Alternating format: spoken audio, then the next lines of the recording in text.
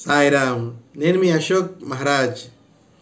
సింహ లగ్నం వారికి కలహాల కాపురము లేకుండా ఉండడానికి మంచి పరిహార మార్గము ఈ వీడియో. వివాహం అనేది మన జీవితంలో ఎంతో ముఖ్యమైనటువంటి ఒక రోల్, ఒక పార్ట్ అని మన అందరికీ తెలుసు. మనశ్శాంతి కావాలన్నా, లేదంటే అభివృద్ధి కావాలన్నా ముందు ఇంట్లో కరెక్ట్గా ఉంటేనే ఇచ్చగలిచి రచ్చగలమంటారు, ఒక సామెత ఉంది. కాబట్టి ముందు మన ఇంట్లో ప్రశాంతత ఉంటేనే బయట ఎన్నైనా మనం చలాయించగలుగుతాం. ఎన్ని బయట గొడవలు పడ్డా ఇంట్లో ప్రశాంతత లేకపోతే అంతకన్నా నరకం ఇంకోటి లేదు. అది అందరికి తెలిసిందే కదా.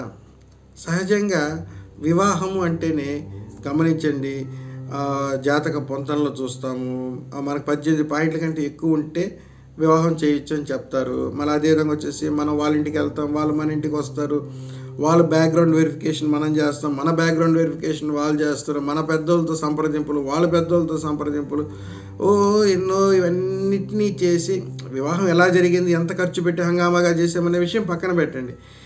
ఇది చెయ్యొచ్చా లేదా, ఈ డెసిషన్ తీసుకోవచ్చా లేదా అనే దానికోసమే ఇంత డిస్కషన్ చేసి ఇన్ని చూసుకొని వివాహం చేసినా కానీ 6 నెలలకో సంవత్సరానికో లేదా వివాహమైన మరుసటి రోజు నుంచే వీళ్ళు కలహాల కాపురంగా మారితే ఎంత బాధాకరంగా ఉంటుంది. అంటే ఎక్కడో ఇంకా ఏదో ఉన్నాయి, మనం చూసేటివి సరిపోదు, ఇంకా ఏదో కూడా పాయింట్స్, ఇంకా ఏదో కూడా దీంట్లో ఉన్నాయి అనేది అర్థం చేసుకోండి. సరేనండి, మాకు వివాహం కాలేదు కాబట్టి మీరు చెప్పేటివి సరిపోతుంది. ఒకవేళ మాకు వివాహం అయ్యి ఉంటే, మాది కలహాల కాపురంగా ఉంటే మేమేం చేయాలి? మన ఛానల్ ఇప్పటివరకు సబ్స్క్రైబ్ చేయని వాళ్ళు సబ్స్క్రైబ్ చేసుకోండి. అదేవిధంగా బెల్ బటన్ని యాక్టివేట్ చేయండి. వీడియోని చివరి దాకా చూసి అర్థం చేసుకునే ప్రయత్నం చేయండి. నేను కూడా నా సాయశక్తుల మీకు అర్థమయ్యేటట్టు చెప్పడానికి ప్రయత్నం చేస్తాను. మన స్నేహితులకు కావచ్చు, బంధువులకు కావచ్చు, మనకు తెలిసిన వారికి వీడియోని షేర్ చేయగలరు. మీ యొక్క అనుమానాలు లేదా మీకు డౌట్స్ ఏదైనా ఉంటే మనకు కమెంట్స్ రూపంలో తెలియచేయండి. నా సాయశక్తిలో మీకు రిప్లై ఇవ్వడానికి ప్రయత్నం చేస్తాను. ఇక సింహ లగ్నం వారికి అనుకూలంగా లేని లగ్నాలు ఏమంటే మకర, కుంభ. మీన లగ్నం కూడా ఒక 50-50 చాయిస్, కానీ మకర, కుంభ లగ్నాల వారితో మాత్రం వీళ్ళకి వివాహం జరగరాదు. ఒకవేళ జరిగితే వీళ్ళ మధ్యన కలహాల కాపురం రావడానికి ఎక్కువ అవకాశం ఉంది. సింహరాశి వారికి మకర, కుంభ లగ్నాల వారు, సింహ లగ్నం వారికి మకర, కుంభ లగ్నం వారు. కాబట్టి ఒకవేళ మీకు వివాహం అయిపోయి ఉంది, సింహ లగ్నం మీది, మీ భార్య లేదంటే మీరు వీడియో చూస్తున్న వాళ్ళు మీ భర్తకు సింహ లగ్నం ఉంది, మీరు వచ్చేసి కుంభ లగ్నంలోనూ మకర లగ్నంలో ఉన్నారు. ఇలా ఉన్నా అలా ఉన్నా సరే ఉన్నారు అంటే మీ మధ్యన కలహాల కాపురంగా ఉంది అంటే మీ మధ్యన సరైన అవగాహన లేకుండా కాపురం జరుగుతూ ఉంది, సమస్యలతో ఉంది అంటే ఏం చేయాలి?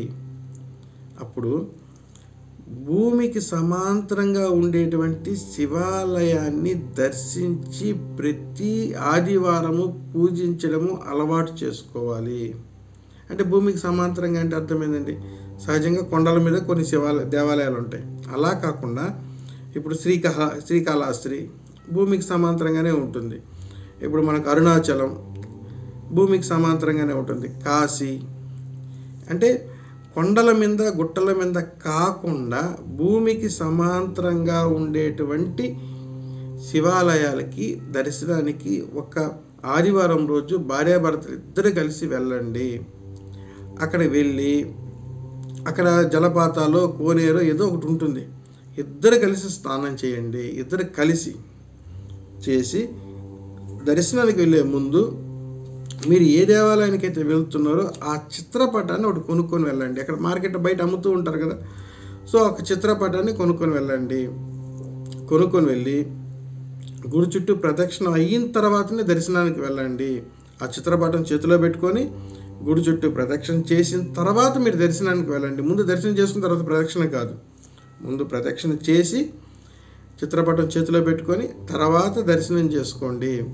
ఇలా దర్శనానికి వెళ్ళేటప్పుడు ఒకవేళ మీకు అక్కడ అవకాశం ఉంటే ఆ చిత్రపటాన్ని స్వామి పాదాల దగ్గర పెట్టిమ్మని అడగండి. ఒకవేళ అవకాశం లేదు, మీరు వెళ్ళే దేవాలయంలో అలాంటి అవకాశం లేదు అంటే మీరు దర్శనానికి వెళ్ళేటప్పుడు ఆ చిత్రపటాన్ని ఇలా స్వామివారి ముందర ఇలా చూపిస్తూ మనసులో ఈ కోరిక కోరుకోండి. తండ్రి, నువ్వు నాతో రా, నా ఇంట్లో ఉండు. ఈ ఒక్క మాట చెప్పండి ఆయనకి. తండ్రి, నువ్వు నాతో రా, నువ్వు మా ఇంట్లో ఉండు, మమ్మల్ని కాపాడు. ఈ ఒకే ఒక మాట చెప్పండి. అలా చెప్తూ ఈ చిత్రపటాన్ని ఆయన ముందర ఇలా పెట్టి ఈ మాట చెప్పి ఇంటికి తెచ్చేసుకోండి. ప్రతి ఆదివారము ఈ చిత్రపటానికి మీకు నచ్చిన పూజ నచ్చిన సమయంలో చేసుకోండి. నో రూల్స్, ఈ టైంలో చేయాలి, ఈ టైంలో చేయాలి, ఇలానే చేయాలి, అలానే చేయాలి, నో రూల్స్. మీకు ఇష్టం వచ్చిన టైంలో చేసుకోండి. అది ఎప్పుడైనా కావచ్చు. కానీ ఇక్కడ వెంటనే మనకు వచ్చేటువంటి ఒక డౌట్ ఏంటంటే, ఎన్ని వారాలు చేయాలి స్వామి? Life long చేయాల్సిందేను. ఎందుకంటే తెలుసో తెలియకో కర్మగాలు ఏదో ఒక సమస్యలతో సింహలగ్నం వాళ్ళు మకర లగ్నంలో వాళ్ళతోనో కుంభలగ్నం వాళ్ళతో వివాహం జరిగిపోయి ఉంటే కంపల్సరీ లైఫ్ లాంగ్ చేయాల్సిందేను ఈ పూజ అనేది. దీంట్లో మీరు చేయాల్సింది ఏంటంటే, మీ భార్య కానీ మీ భర్త అయితే భర్త కానీ ఒక ఒప్పందం తీసుకోండి. ఒక ఒప్పందానికి రావాలి. ఏంటి ఆ ఒప్పందం? మన ఇద్దరం ఎంతైనా గొడవ పడి ఏమైనా జరగని, కానీ ఆదివారం రోజు ఒక 10 నిమిషాలు మాత్రము మన ఇద్దరం కలిసి మన ఇంట్లో మన దేవుడి పటాల ముందర కూర్చొని పూజ చేయాలి. నిల్చొని కాదండి, కూర్చొని పూజ చేయాలి అనేటువంటి ఒప్పందం అయితే మాత్రం ఖచ్చితంగా తీసుకోండి. ఆయనకి ఎంత పనైనా ఉండండి, మీకు ఎంత పనైనా ఉండండి, ఆ క్షణం ముందు దాకా కూడా గొడవ పడినా సరే పూజ చేసిన తర్వాత మళ్ళీ గొడవ పడండి, ఏం పర్లేదు. అర్థమైందా? కానీ ఆ పూజ సమయం ఒకటి కేటాయించుకోండి. ఒక నిర్ణయానికి రండి. ఇద్దరూ కలిసి ఆ సమయంలో ఏదో ఒక సమయంలో నిర్ణయించుకొని ప్రతి ఆదివారం రోజు పూజ చేసుకోండి. ఇది క్రమంగా చేస్తూ రాగలిగితే, వారం చేస్తూ రాగలిగితే మీరే గమనిస్తారు మీ మధ్య ఉండేటువంటి అపోహలు, మనస్పర్ధలు, ఈగో ఎఫెక్ట్స్, డామినేషన్ ఫీలింగు, ఇలా ఏదైనా కావచ్చు. ఎందుకంటే వివాదాలు రావడానికి ఇవే కదా కారణాలు. ఫైనాన్షియల్ ప్రాబ్లము, ఇలా ఏదైనా కావచ్చు. అన్నీ తొలగి ఒక అండర్స్టాండింగ్ లైఫ్లోకి మీరు రావడం అనేది క్రమంగా జరుగుతుంది. వీడియో కానీ మీకు అర్థమయ్యేటట్టు చెప్పారని నేను భావిస్తున్నాను. మీరు అర్థం చేసుకుంటారని ఆశిస్తూ ఉన్నాను. మీకు ఏదైనా కానీ సందేహాలు ఉంటే కామెంట్స్ రూపంలో తెలియచేయండి. నా సాయశక్తిలో మీకు దానికి రిప్లై ఇవ్వడానికి ప్రయత్నం చేస్తాను. వీడియో నచ్చినట్లయితే లైక్ చేయండి, మన ఛానల్ని సబ్స్క్రైబ్ చేయండి. సర్వే జన సుఖినో భవంతు. సాయిరామ్.